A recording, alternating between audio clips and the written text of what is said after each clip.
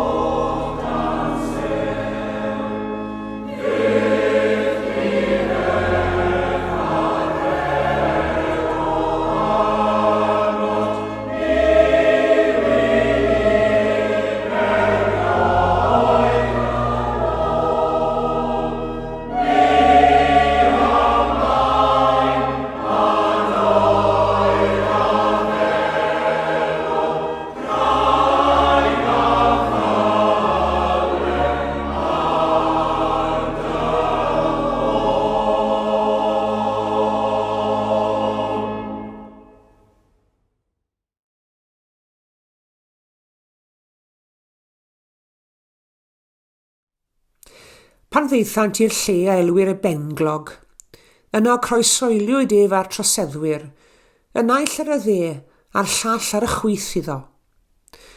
Ac meddai Iesu, o dad madda iddynt, oherwydd ni wyddant beth y maent yn ei wneud, a bwriasant goel brennau I rannu ddillad.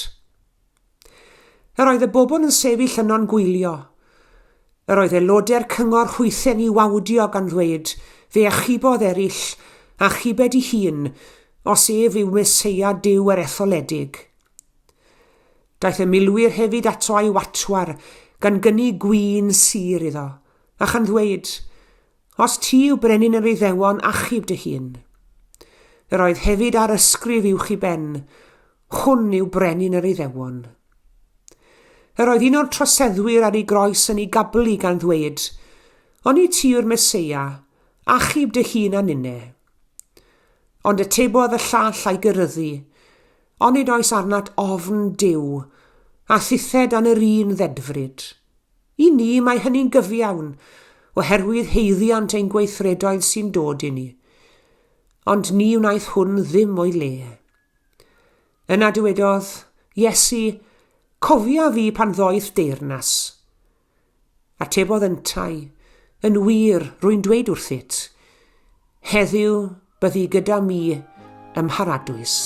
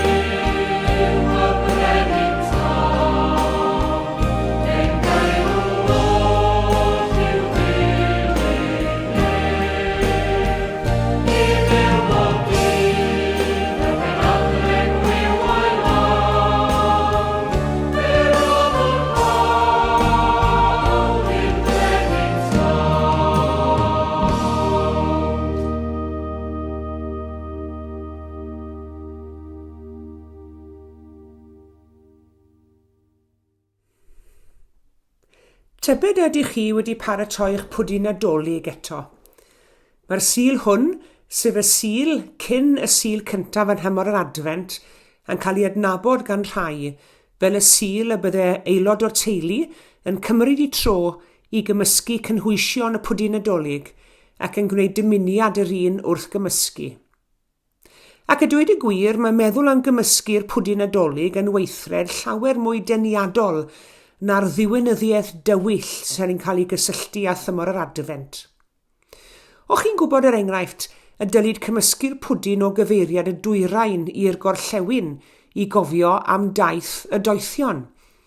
O'ch chi'n gwybod yr eich pwdin Nadolig gynnwys 13 o gynhwysion i gofio am Iesu a'i ddisgyblion? Ond mae mwy i'r sul hwn na chyfle i gymysgu'r pwdin Nadolig hefyd yn dos e. Yn ôl y calendr Cristnogol, hwn yw'r sul ola yn y flwyddyn Cristnogol, ac fydd y flwyddyn newydd yn cychwyn y sul nesaf, sef y sul cyntaf yn hymor yr Advent. Ar y sul hwn, ni'n cofio am frenhiniaeth Iesu Grist. Ond wrth ddathlu brenhiniaeth Iesu, gadewch i ni ofyn pa fath o frenhiniaeth ydy ni'n ei dathlu mewn gwirionedd.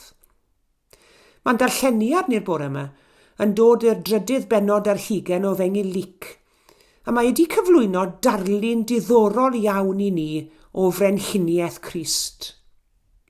Nawr, nid dyma'r fath o ddarlun y bydden ni wedi dewis i bortreadu brenhiniaeth rhywun, yn enwedig Iesu Grist, gwaredwr y byd. Hynny yw, does dim clogi yn ysblennydd amdano, ond yn hytrach corff noeth llawn creithiau. Does dim gemau gwerthfawr yn ei goron, dim ond draen pigog. Does dim modrwyon ar ei fysedd, dim ond hoelion garw trwy ddwylo. Dim gorsedd, ond croes bren. Dim gweision yn gweini arno, dim ond 2 leidyr yn rhannu dynged a chynulleidfa yn cynnwys milwyr yn ei watwar. Ond cyn i ni droi ffwrdd o'r darlun creulon a sarhaus hwn, i ni'n gweld y geiriau brenin yr Iddewon, ac i ni hefyd yn clywed llais sy'n yn gweiddi, cofia fi pan ddoeth deyrnas. Dyma ni berson a gafodd gipolwg sydyn ar ogoniant a oedd yn hydd y tu ôl i greulondeb y croeshoeliad. Ac yna ni'n clywed llais arall, llais awdurdodol yn gweiddi, yn ei ateb, heddi byddi gyda mi ymharadwys. I ni'n clywed 2 lais fel hyn felly, llais casineb a sarhad, ond hefyd llais ffydd a thrigaredd, ac mae hynny'n peri'n i oedi a rhyfeddu. Mae lle gredu bod ni'n cael cipolwg ar deyrnasiad arbennig iawn fan hyn. Y math o deyrnasiad sydd yn medru cwrdd a'n hangen dyfnaf ni. Yr angen na fedrwn ni wynebu'n hunain.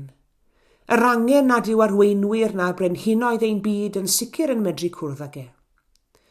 Dyma frenin sy'n barod i ddioddau gyda ni. Nid brenin sy'n meddwl i fod ewch law pobl gyffredin fel chi a fi. Dyma frenin sydd wedi profi brad, anghyfiawnder, creulondeb a gwawd, ond eto mae yn frenin sydd wedi cadw urddas. Dyma frenin sydd wedi byw bywyd fel yr ydyn ni wedi fyw, ac sydd wedi marw fel bydd gofyn i ni farw, ond sy'n byw bywyd newydd atgyfodedig, a sy'n ein gwahodd ni ac yn ein croesawu ni mewn i'r bywyd atgyfodedig hwnnw yn ei deyrnas e.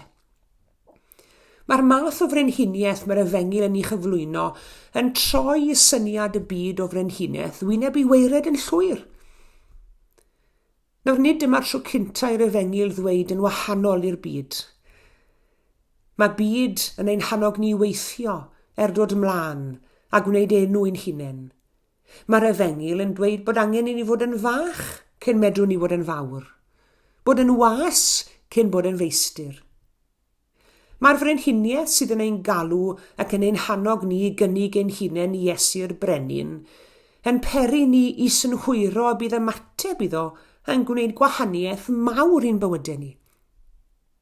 Di sul nesaf, y sul cyntaf yn hymor yr Advent, fyddwn ni'n cychwyn ar ein taith i adrodd stori dyfodiad Iesu'n byd yn faban bach, cychwyn i deyrnasiadau.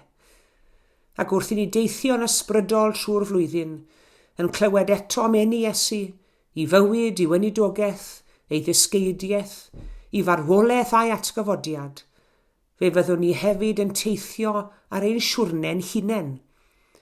Fyddwn ni hefyd yn mynd trwy'r anialwch ar adegau ofid a phryder.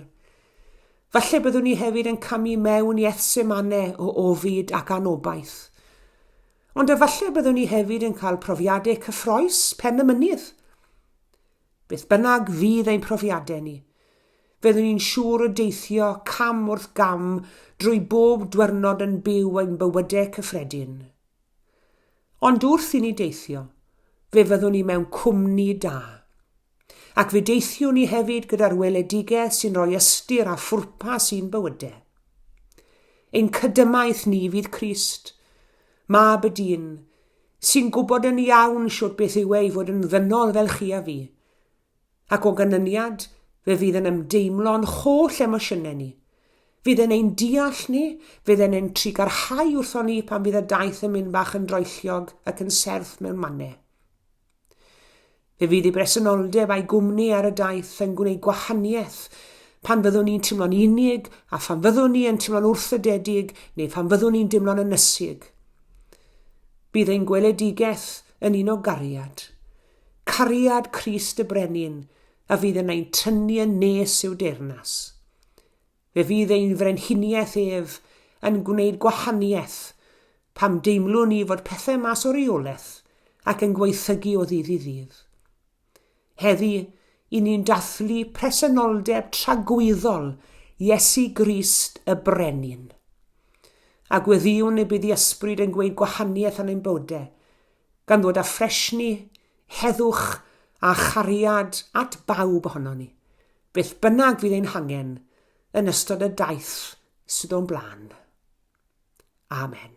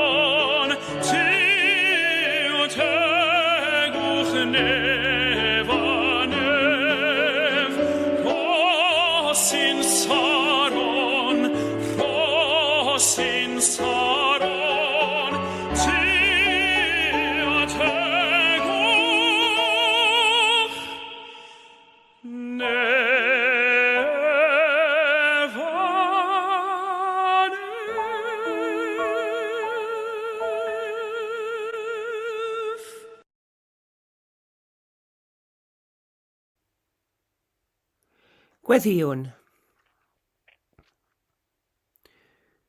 Ein tad yr hwnnwyd yn y nefoedd. Dyw a thad ein harglwydd a'n gweredwr Iesu Grist. Arglwydd ni'n gwerthfawrogi'n fawr iawn y cyfle hwn i ymdywelu gyda frond i yn awr mewn gweddi. Gen ni'n dod ynghyd arglwydd ar y sul arbennig hwn. Sul i gofio am Crist y Brenin. A pham ni'n meddwl am Iesu, ni'n meddwl amdano fel proffwyd, fel athro, fel esiampl a phatrymu ddim bywydau ni. Ond heddi arglwydd ni'n meddwl amdano fel brenin ac yn dyfoli di am ei frenhiniaeth. A bod ei frenhiniaeth o dad yn wahanol i'r modd yma'r byd yn portreadu brenhiniaeth. Nid dod i'n byd fel brenin milwriaethu wnaeth Iesu, ond dod yn ostyngedig. Nid i gael ei wasanaethu, ond i wasanaethu. A diolch i ti o Dduw ein tad am ei esiampl e. I ni diolch i ti arglwydd am bopeth i ni'n dysgu amdano, ac am y modd y bydd o fe, fel brenin tlawd a gostyngedig, arwain dy bobl di ar y ddeiar hon. Ac wrth i ni dynnu at derfyn blwyddyn eglwysig arall yn ein hanes ni. I ni'n edrych ymlaen yn eiddgar arglwydd at gamu fewn i dymor yr adfent, a chychwyn ar ein paratoadau ar gyfer dathlu gwyl y geni. Ond am heddi arglwydd i ni am oedi. I ni am fyfyrio ar y ddelwedd hyfryd hon o Iesu y Brenin. A pham ni'n meddwl am frenhiniaeth, i ni'n meddwl am dywysogion hefyd ac i ni'n cofio taw dod fel Iesu tywysog tangnefedd i'n byd ni anath Crist. Ac wrth i ni weddio dros ein byd ni heddi arglwydd, i ni'n gweddio y bydd tangnefedd Iesu yn cyffwrdd â chalon bob person. I ni'n gweddio am heddwch yn ein byd ni ac am gymod rhwng pobloedd. I ni'n gweddio arglwydd hefyd dros ein cymunedau ni a'n broedd ein hun, tros ein heglwysu, tros ein teuluoedd a'n cyfeillion a'n cymdogion. I ni'n gweddio dadnefol y byddi di yn ein tynnu ni nes at ein gilydd. I ni'n gweddio arglwydd y bydd cwlwm cariad yn tinhau o'n hamgylch ni. Oherwydd yn sicr mae angen ein gilydd arno ni'n does. Mae'r alwad yn fwy heddi ar i ni gefnogi ein gilydd, ar i ni fod yma ar gyfer ein gilydd. I ni diolch arglwydd mai Duw wyt ti sydd bob amser yma ar ein cyfer ni. Wrth law o hyd i wrando cry, nesaiad Dduw sydd dda i ni. Ac yn hynny o beth arglwydd i ni'n dymuno diolch i ti, am dy bresenoldeb ddydd a nos. Ac i ni'n dymuno gofyn i ti hefyd am dy fyddeiant, am yr ardegau hynny pam i ni yn anghofio amdano ti, a phrysurdeb a bwrlwm bywyd yn ein cario ni. Ac yn wir arglwydd yn aml iawn i ni'n dygau di allan o'n bywydau, nid falle'n fwriadol, yn anfwriadol o bosib, ond eto mae'n angen dybryd yn oes arglwydd i dorseddu di o'r newydd yn ein bywydau ni. Arglwydd cynorthwyo ni felly, wrth i ni gofio am Crist y Brenin heddi, i osod Iesu ar y blaen, i'n harwen ni, ac yn un bydd ein hysbrydoli ni, ac yn ein nerthu ni. Aros gyda ni arglwydd wedi llori'r dwynod cysegredig hwn, ac arwain ni eto wrth i ni droedio i fewn i wythnos newydd sbon yn ein hanes ni. Gwrando'n gweddi felly o dad nefol, ac nid yn unig y weddi gyhoeddus hon, ond bob gweddi ddistaw o ddawydd gliwdi, yn ystod orie'r wythnos newydd hon. Bydd yn agos at bawb sydd yn ei chael ein anodd ar hyn o bryd, yn arbennig yr rheini sydd yn galaru ac yn hiraethu am ynwyliad, yr rhai sydd yn gaeth i amgylchiadau anodd, yr rhai sydd yn preswylio mewn cartrefi gofal, yr rhai sydd yn trelio amser mewn wardiau ysbyty, yr rhai sydd yn gaeth i'w heilwydydd. Gweddiwn ni hefyd dros ein plant yn pobl ifanc ni. Y hwythau yng nghanol tymor ysgol. Yr rhai sydd yn gwneud i gorau ac yn ymdrechu. Ac eto yr rhai sydd yn teimlo nad yw eu hymdrechion nhw'n ddigon, arglwydd. A wneud i hargyhoeddi nhw bod bob ymdrech yn bwysig. A bod na elfennau eraill o fywyd sydd yn draphwysig ac nid gwaith academaidd yn unig. I ni cofio am y bobl ifanc hynny sydd wedi mynd i brifysgolion, yr rhai sydd wedi mentro i fyd gwaith. Cyn i yn gweddio dros genhedlaeth iau, wrth iddyn nhw gychwyn gyrfa bywyd. Mewn dyddiau sydd yn ddigon heriol yn wir. Clywai'n gweddi felly arglwydd dros holl blant y byd. Ac yn i am grynhoi'n gweddiau, wrth weddio gyda'n gilydd y weddi addysgodd Iesu i ni. Ein tad yr hwnnwyt yn y nefoedd, sancteiddi'r denw, deled y deyrnas, gwneler dy wyllus, megis yn y nef, felly ar y ddeiar hefyd. Dyro i ni heddiw ein bara baenyddiol, a maddau i ni ein dyledion, fel y myddeiwn unau i'n dyledwyr. Ac nag arwai ni brofedigaeth, eithir gwared ni rhag drwg, canis eiddo ti o'r deyrnas, a'r nerth, a'r gogoniant, yn oes oesoedd. Amen.